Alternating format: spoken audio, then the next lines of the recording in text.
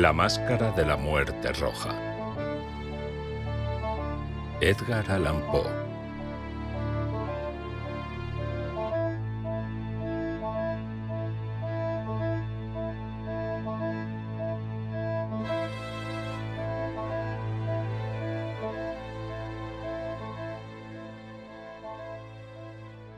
La muerte roja había devastado el país durante largo tiempo.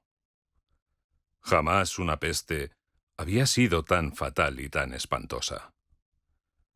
La sangre era encarnación y su sello, el rojo y el horror de la sangre.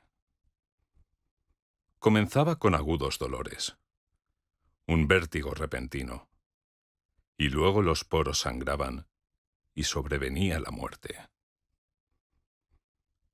Las manchas escarlata en el cuerpo y la cara de la víctima eran el bando de la peste, que la aislaba de toda ayuda y de toda simpatía. Y la invasión, progreso y fin de la enfermedad se cumplían en media hora. Pero el príncipe próspero era feliz, intrépido y sagaz.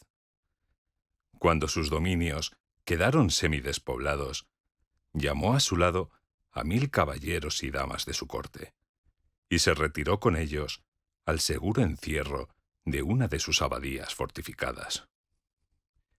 Era esta de amplia y magnífica construcción, y había sido creada por el excéntrico aunque majestuoso gusto del príncipe. Una sólida y altísima muralla la circundaba. Las puertas de la muralla eran de hierro. Una vez adentro, los cortesanos trajeron fraguas y pesados martillos y soldaron los cerrojos. Habían resuelto no dejar ninguna vía de ingreso o de salida a los súbitos impulsos de la desesperación o del frenesí. La abadía estaba ampliamente aprovisionada. Con precauciones semejantes, los cortesanos podían desafiar el contagio. Que el mundo exterior se las arreglara por su cuenta. Entretanto, era una locura afligirse. El príncipe había reunido todo lo necesario para los placeres. Había bufones, improvisadores, bailarines y músicos. Había hermosura y vino. Todo eso y la seguridad estaban del lado de adentro. Afuera estaba la muerte roja. Al cumplirse el 5º o 6º mes de su reclusión, y cuando la peste hacía los más terribles estragos, el príncipe próspero ofreció a sus 1000 amigos un baile de máscaras de la más insólita magnificencia. Aquella mascarada era un cuadro voluptuoso. Pero permitan que antes les describa los salones donde se celebraba. Eran 7, una serie imperial de estancias. En la mayoría de los palacios, la sucesión de salones forma una larga galería en línea recta, pues las dobles puertas se abren hasta adosarse a las paredes, permitiendo que la vista alcance la totalidad de la galería. Pero aquí se trataba de algo muy distinto, como cabía esperar del amor del príncipe por lo extraño. Las estancias se hallaban dispuestas con tal irregularidad que la visión no podía abarcar más de una a la vez. Cada 20 o 30 metros había un brusco recodo, y en cada uno nacía un nuevo efecto. A derecha e izquierda, en mitad de la pared, una alta y estrecha ventana gótica daba a un corredor cerrado que seguía el contorno de la serie de salones. Las ventanas tenían vitrales cuya coloración variaba con el tono dominante de la decoración del aposento. Si, por ejemplo, la cámara de la extremidad oriental Tenía tapicerías azules, vívidamente azules eran sus ventanas. La segunda estancia ostentaba tapicerías y ornamentos purpúreos, y aquí los vitrales eran púrpura. La tercera era enteramente verde, y lo mismo los cristales. La cuarta había sido decorada e iluminada con tono naranja, la quinta con blanco, la sexta con violeta. El séptimo aposento aparecía completamente cubierto de colgaduras de terciopelo negro, que abarcaban el techo y las paredes, cayendo en pliegues sobre una alfombra del mismo material y tonalidad. Pero en esta cámara, el color de las ventanas no correspondía a la decoración. Los cristales eran escarlata. Tenían un color de sangre. A pesar de la profusión de ornamentos de oro que aparecían aquí y allá o colgaban de los techos, en aquellas 7 estancias no había lámparas ni candelabros. Las cámaras no estaban iluminadas con bujías o arañas, pero en los corredores paralelos a la galería y opuestos a cada ventana, se alzaban pesados trípodes que sostenían un ígneo brasero cuyos rayos se proyectaban a través de los cristales teñidos e iluminaban brillantemente cada estancia. Producían en esa forma multitud de resplandores tan vivos como fantásticos. Pero en la cámara del poniente, la cámara negra, el fuego que a través de los cristales de color de sangre se derramaba sobre las sombrías colgaduras, producía un efecto terriblemente siniestro y daba una coloración tan extraña a los rostros de quienes penetraban en ella, que pocos eran lo bastante audaces para poner allí los pies. En este aposento, contra la pared de poniente, se apoyaba un gigantesco reloj de ébano. Su péndulo se balanceaba con un resonar sordo, pesado, monótono. Y cuando el minutero había completado su circuito y la hora iba a sonar, de las entrañas de bronce del mecanismo nacía un tañido claro y resonante, lleno de música. Mas su tono y su énfasis eran tales que a cada hora los músicos de la orquesta se veían obligados a interrumpir momentáneamente su ejecución para escuchar el sonido, y las parejas danzantes cesaban por fuerza sus evoluciones. Durante un momento, en aquella alegre sociedad, reinaba el desconcierto. Y mientras aún resonaban los tañidos del reloj, era posible observar que los más atolondrados palidecían y los de más edad y reflexión se pasaban la mano por la frente, como si se entregaran a una confusa meditación o a un ensueño. Pero apenas los ecos cesaban del todo, livianas risas nacían en la asamblea. Los músicos se miraban entre sí, como sonriendo de su insensata nerviosidad, mientras se prometían en voz baja que el siguiente tañido del reloj no provocaría en ellos una emoción semejante. Mas, al cabo de 63.600 segundos del tiempo que huye, el reloj daba otra vez la hora, y otra vez nacían el desconcierto, el temblor y la meditación. Pese a ello, la fiesta era alegre y magnífica. El príncipe tenía gustos singulares. Sus ojos se mostraban especialmente sensibles a los colores y sus efectos. Desdeñaba los caprichos de la mera moda. Sus planes eran audaces y ardientes. Sus concepciones brillaban con bárbaro esplendor. Algunos podrían haber creído que estaba loco. Sus cortesanos sentían que no era así. Era necesario oírlo, verlo y tocarlo para tener la seguridad de que no lo estaba. El príncipe se había ocupado personalmente de gran parte de la decoración de las 7 salas destinadas a la gran fiesta. Su gusto había guiado la elección de los disfraces. Grotescos eran estos, a no dudarlo. Reinaba en ellos el brillo, el esplendor, lo picante y lo fantasmagórico. Veíanse figuras de arabesco, con siluetas y atuendos incongruentes. Veíanse fantasías delirantes, como las que aman los locos.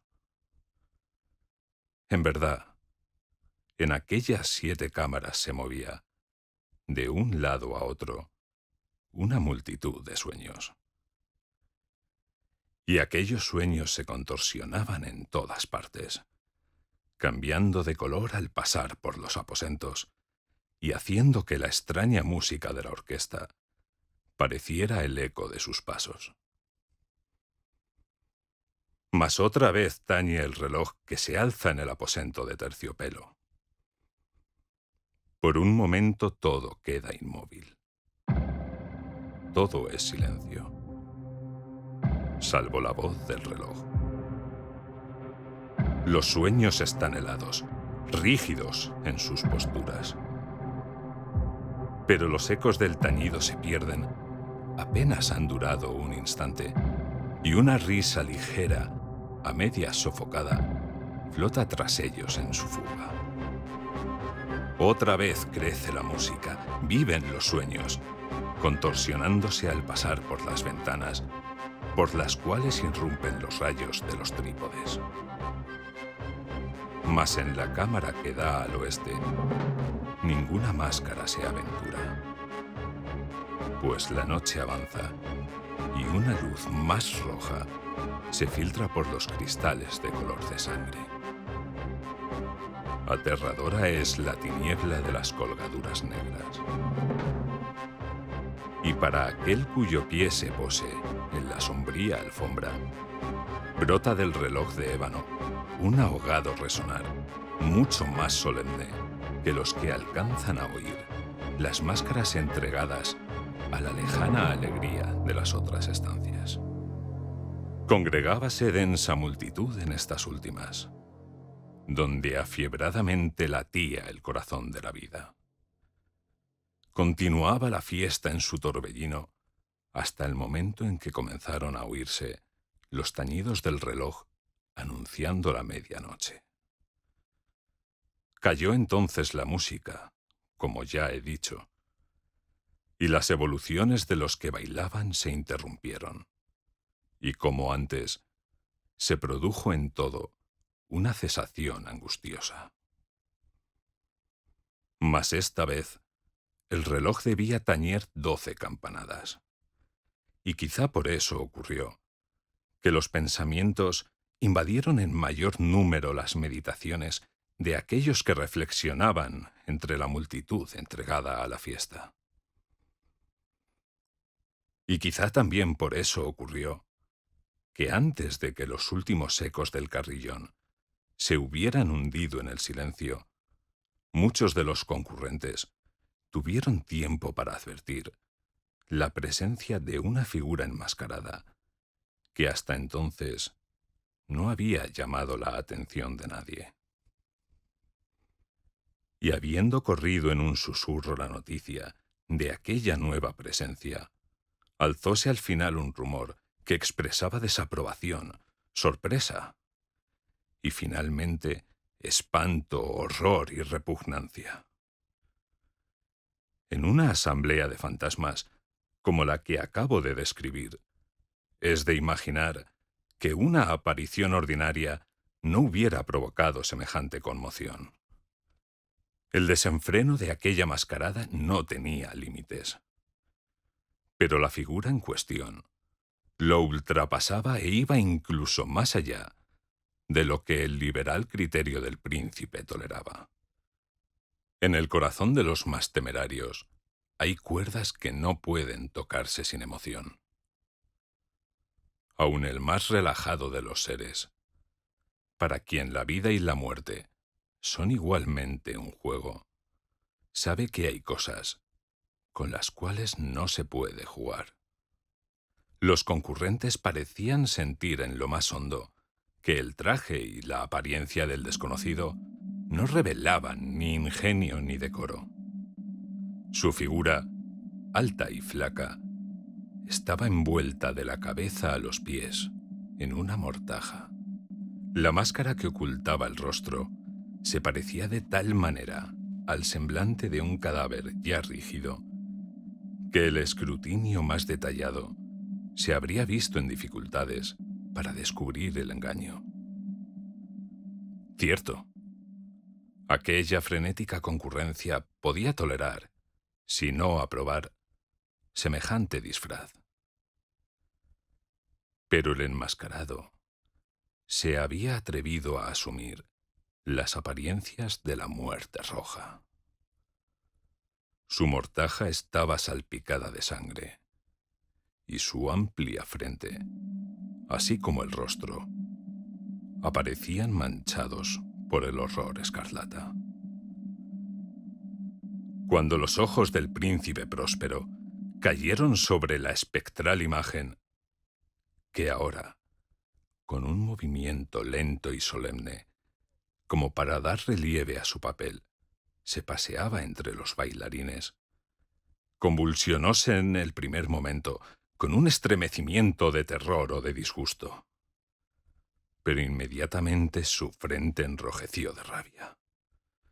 «¿Quién se atreve?», preguntó con voz ronca a los cortesanos que lo rodeaban. «¿Quién se atreve a insultarnos con esta burla blasfematoria? Apodérense de él y desenmascárenlo, para que sepamos a quién vamos a ahorcar al alba en las almenas». Al pronunciar estas palabras, el príncipe Próspero se hallaba en el aposento del este, el aposento azul.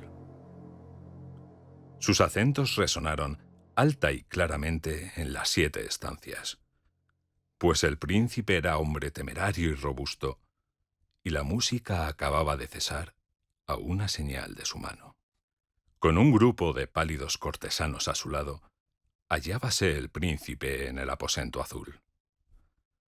Apenas hubo hablado, los presentes hicieron un movimiento en dirección al intruso, quien en ese instante se hallaba a su alcance y se acercaba al príncipe con paso sereno y cuidadoso. Mas la indecible aprensión que la insana apariencia de enmascarado había producido en los cortesanos impidió que nadie alzara la mano para detenerlo. Y así, sin impedimentos, pasó éste a 1 metro del príncipe. Y mientras la vasta concurrencia retrocedía en un solo impulso hasta pegarse a las paredes, siguió andando ininterrumpidamente, pero con el mismo y solemne paso que desde el principio lo había distinguido. Y de la cámara azul pasó a la púrpura, de la púrpura a la verde, de la verde a la anaranjada, desde esta a la blanca y de allí a la violeta, antes de que nadie se hubiera decidido a detenerlo. Mas entonces el príncipe Próspero, enloquecido por la ira y la vergüenza de su momentánea cobardía, se lanzó a la carrera a través de los 6 aposentos, sin que nadie lo siguiera por el mortal terror que a todos paralizaba. Puñal en mano, acercóse impetuosamente hasta llegar a 3 o 4 pasos de la figura, que seguía alejándose, cuando ésta, al alcanzar el extremo del aposento de terciopelo, se volvió de golpe y enfrentó a su perseguidor. Oyóse un agudo grito, mientras el puñal caía resplandeciente sobre la negra alfombra. Y el príncipe próspero se desplomaba muerto. Poseídos por el terrible coraje de la desesperación, numerosas máscaras se lanzaron al aposento negro. Pero al apoderarse del desconocido, cuya alta figura permanecía erecta e inmóvil a la sombra del reloj de ébano, retrocedieron con inexpresable horror al descubrir que el sudario y la máscara cadavérica que con tanta rudeza habían aferrado no contenían ninguna figura tangible. Y entonces reconocieron la presencia de la muerte roja. Había venido como un ladrón en la noche. Y uno por uno cayeron los convidados en las salas de orgías manchadas de sangre, y cada uno murió en la desesperada actitud de su caída. Y la vida del reloj de ébano se apagó con la del último de aquellos alegres seres. Y las llamas de los trípodes se expiraron. Y las tinieblas, y la corrupción, y la muerte roja lo dominaron todo.